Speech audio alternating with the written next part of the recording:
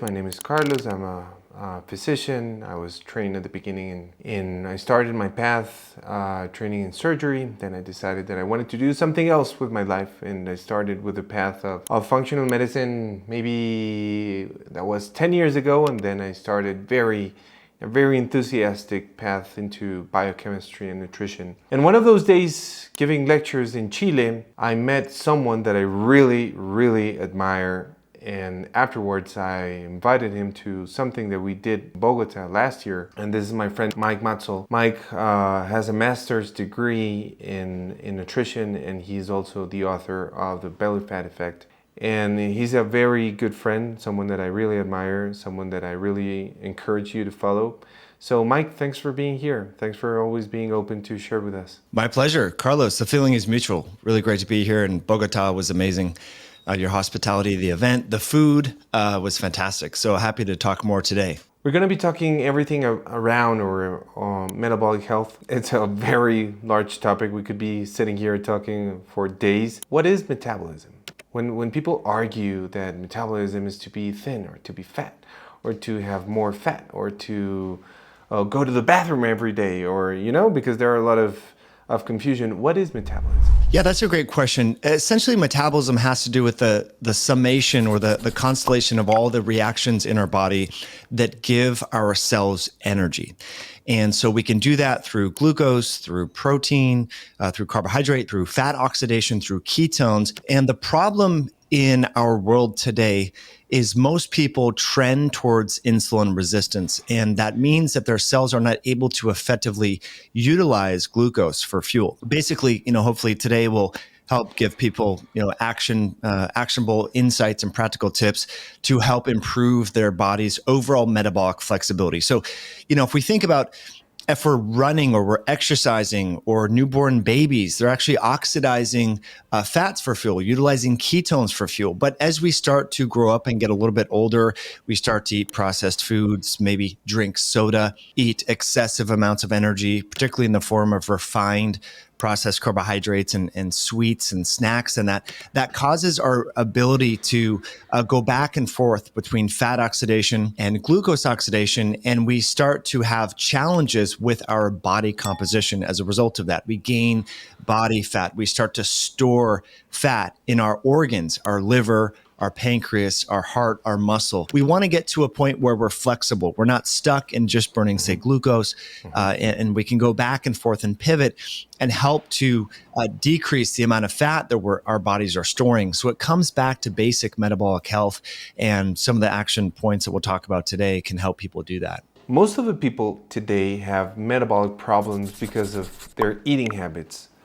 But today we know that that's not the only reason why people get metabolic problems, and this is really something that concerns me as a physician with all the people that I've seen. And what it concerns me is that people forget that, as you mentioned, it's not just one path.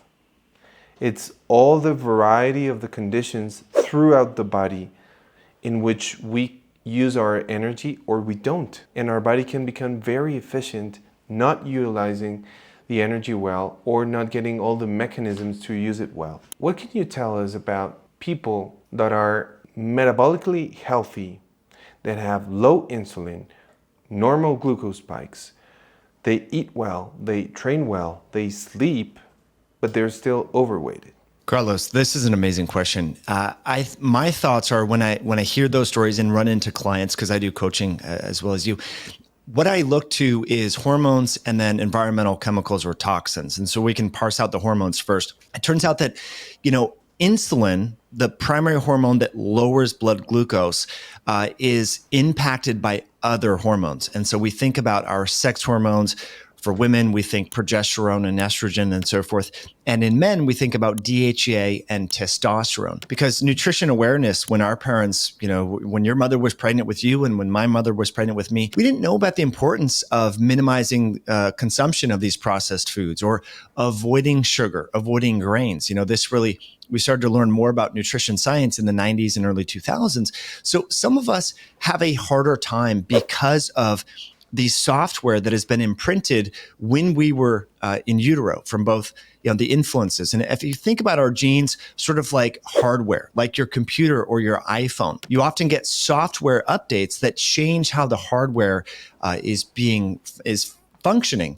And so it turns out that our software can be imprinted from, our grandparents and our parents and the chemicals they were exposed to, and also the nutritional environment. So when I hear people that struggle with weight as an adult, I often think that we need to help just be more consistent with the choices that they're making and look at this like a marathon, not a sprint, and also balance the hormones. And so it turns out that you can reprogram epigenetically the software in your metabolism by being very consistent with your lifestyle choices. But getting back to the hormones play a very important role. And because of our stress, our light, things called phones that we're all exposed to, and some of us use them as alarm clocks, we're using our phones at night, that can actually decrease the amount of melatonin that your brain is releasing because that light is artificially simulating natural sunlight. And so various studies recently have shown that using screens at night can decrease the hormone melatonin that has all these consequences or downstream problems that ultimately come back and affect this hormone known as insulin. And we know that testosterone is impossible to disentangle from from metabolic health. Testosterone is really important for men. And I've seen clients when they're 19 years old, 22 years old. I have clients as old as 50. Across the board now, testosterone levels are low in men. And what's interesting in women, testosterone, here's the thing, Carlos, is people need to understand, as we become more metabolically inflexible or metabolically unhealthy, testosterone rises in women and it actually decreases in men. And so that's what's really important, for optimizing hormones, which impact fertility, how you feel, your mood, your energy, and your ability to burn fat. So that's thing number one that I want to mention. Point number two, the persistent organic pollutants, or these endocrine disrupting chemicals that are found in plastic, they're found in cosmetics. And all of these compounds, unfortunately, impact our hormones and our blood sugar regulation. And so it's really important to start to not only eat clean foods, but live a clean lifestyle. So even going so far as to washing your clothes before you wear them the first time, buying clothes that might be made of organic cotton that aren't, using these flame retardants, opening up the windows in your house. And I know in your home, I've been to your home, you have a lot of natural light, a lot of doors, a lot of plants in the interior environment. That is really actually quite important because these compounds, they're called persistent endocrine disrupting chemicals, or POPs, because what they do is they actually persist in our body and they're stored in fat tissue. So it turns out some of the weight that we gain could be a protective mechanism of the body to help to dilute these compounds that we're exposed to. Again, they're commonly found in plastics, in processed food packaging, cosmetics, our clothing. I know that sounds crazy. People just want to know what to eat. Go to farmers markets, buy direct from the farm so it's not wrapped in plastic and this. Or, sometimes people buy packaged meals that they can just put in the microwave and hit a button and it cooks, and you have hot plastic mixing with your food. That's not good. Even going out and getting coffee cups in the lining of the cup have microplastic, and these things, again, they persist in our body. They get stored in fat. And when they're there, they can change that software. They change how our genes function. So they're not changing the genetics. They're changing which genes are being turned on or turned off. So that's good. And this is also why exercise is so good, because when you exercise, you sweat. And when you sweat, you start to release these compounds. You mobilize the stored, lipids in your fat tissue and help to release this.